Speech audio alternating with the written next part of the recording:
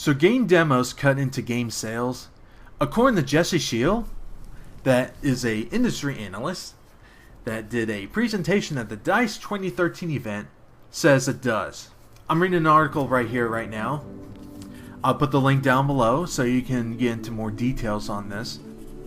But he says that we should not have demos because it would cut into game sales. And I'm going to read this paragraph right here on the article. Shield went on to assert that the best way to increase sales is to tease gamers with a trailer and then make sure there is absolutely no way the game can be tried out unless they buy a full version.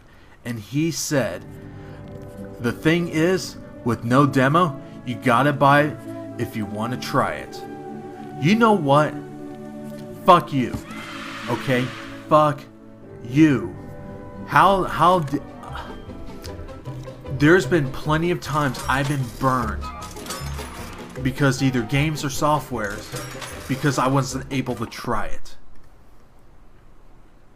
And you know what? Because of stuff like that, I even flat out even stopped supporting those particular developers or publishers because of it. If you start burning customers into shit software, they're not gonna support you anymore. They're gonna abandon you. That's all I have to say. And do you really think game demos hurt game sales? I mean, if you're trying to promote a bad game and they know it's bad, of course they're not going to make a demo because they want to suck you into buying a crappy game. I mean, look at Resident Evil 6, for example. They came out with a demo. It sold okay. It didn't sell as well as Capcom hoped, but maybe because the game didn't sell as well is because people didn't like the game.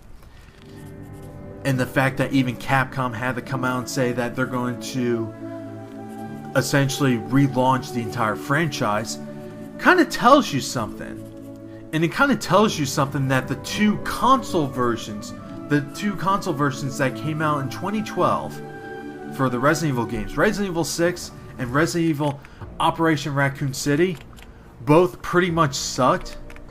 And the other Resident Evil game that came out that year was Resident Evil Revelations. And that game was actually good. It was actually a game that people liked from a Resident Evil game. And the fact that Capcom is porting that game to the home consoles kind of tells you something that maybe has nothing to do with the demos.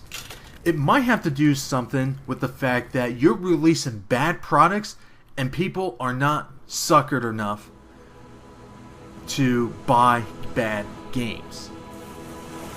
That's all I have to say. What are your thoughts on it? Do you agree with me? Do you have something to add to it? Or do you think demos are a bad thing and that there shouldn't be any demos at all? Leave a comment down below. Feel free to leave a video response if you want. And hit the like button. I really appreciate that. And I also appreciate if you do subscribe to me if you like my videos. And like always, have a good one.